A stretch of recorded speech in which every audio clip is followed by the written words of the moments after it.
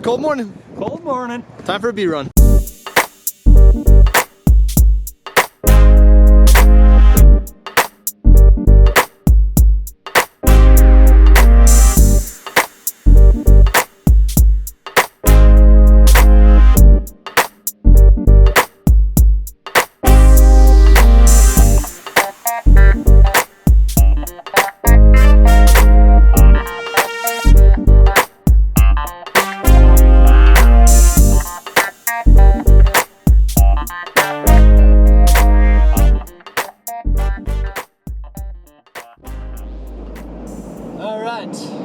We are in the truck here with Mr. Evan Anderson. So Evan, where are we going and what are we doing this morning? So we're heading down to kind of general area of Camp Verde to go mess with one of our hives down there. We're basically, it's the end of the year here, end of the season. So we have a treatment on them that we need to get off out of the hive, and we also are just going to kind of check general health, see how they're doing, and make sure they have enough food to get through the winter time. Probably close up their opening a little bit, just some general pre-winterizing, and should be good.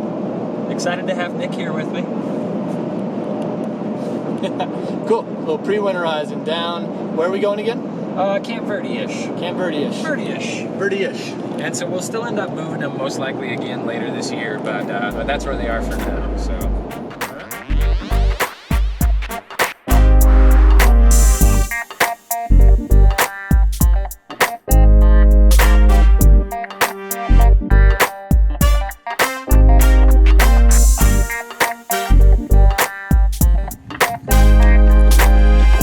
All right, so we're here.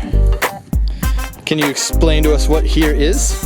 Here is Camp Verde-ish, as much as it's a friend's property who has a whole bunch of fruit trees and other such nonsense.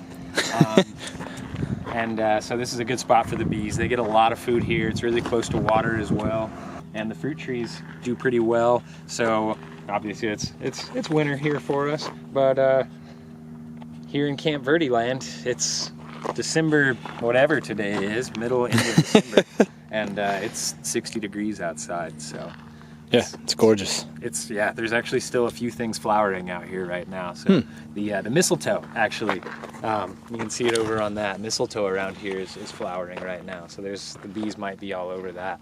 You can see it a little bit on some of them with my eagle eyes. Appropriate with my elf eyes. The holidays now. Yeah, right? The mistletoe is flowering this time of year. It does make sense. So we're just going to suit up. We got a couple of bee suits in the back of the truck, and we'll get all our protective hoo-ha on. And we'll go check out the bees and see how they're doing. Let's do it.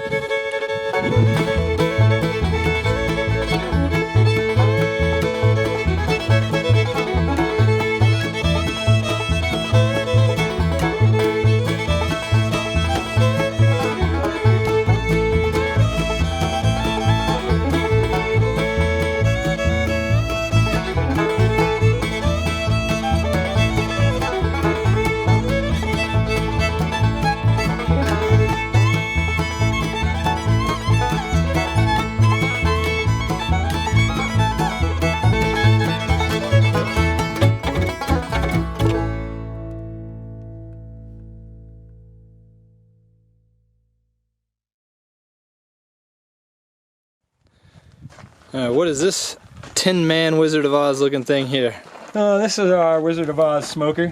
So when bees smell smoke or sense it, I guess they don't have noses, but when they sense the smoke, what they do is they think there's a forest fire. And so what they're going to do is they're going to start eating a whole bunch of honey because they want to be able to possibly move their hive if there's going to be a fire rolling through and they need to store it all. So what that does is it just kind of starts them eating, and once they start eating, I don't know if it's just like if it's physically like they're unable to sting, or if it's just that they don't have any desire to because they're trying to carry food to their next home. But either way, once you smoke them a bunch, then they're a lot more docile, a lot less likely to be stinging, because you want to have as little bee loss as possible when you're going about doing this. Yeah, because every time they sting you, that one dies, right? Every time they sting you. Their stinger's attached to their gut system. Yeah, pretty weird. You wonder how that one worked out, huh? Yeah. Yeah. Why was that an evolutionary advantage? I have no idea. It just pulls out their entire insides. Yeah. I don't know if there's many other insects that sting and lose their stinger at the same time. Let's head over to the hive. Woohoo.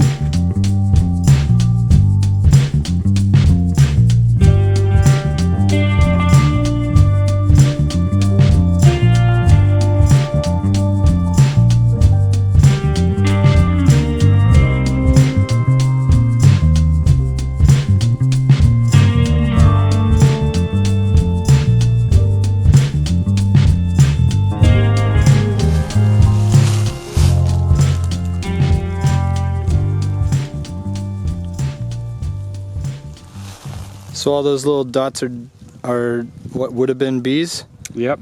Yeah, this is all sealed cap brood here. So these guys have all died inside of their little chamber because of most likely the varroa mite is what it looks like.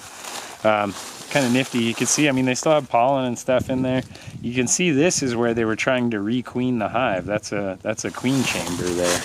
Which, really? So it'd be facing this way.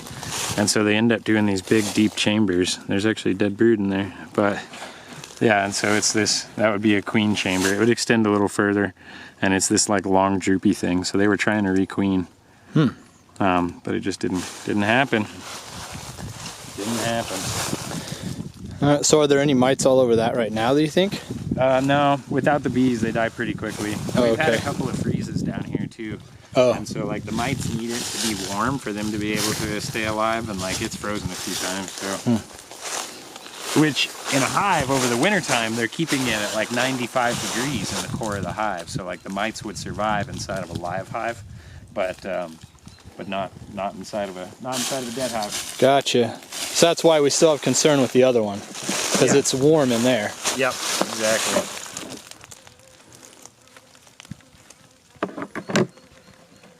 What are these bees doing, checking you out? They're probably working on getting angry. Oh, sweet. No, they're not angry yet. They're just flying around.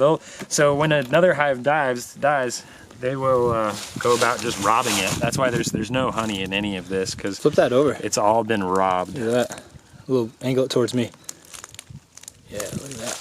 The bee dead inside of there. Sad. Sadness. Cool. So what are we doing with this hive? What we're gonna do is we're gonna take it back up north, take a closer look at all the comb inside of there, just be sure of what killed it and whatnot,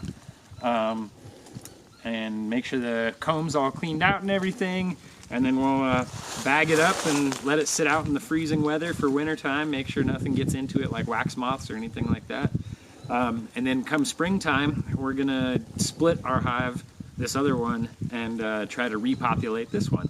Cool. Is what the goal is to do anyway. So we'll see. Sweet. How it goes.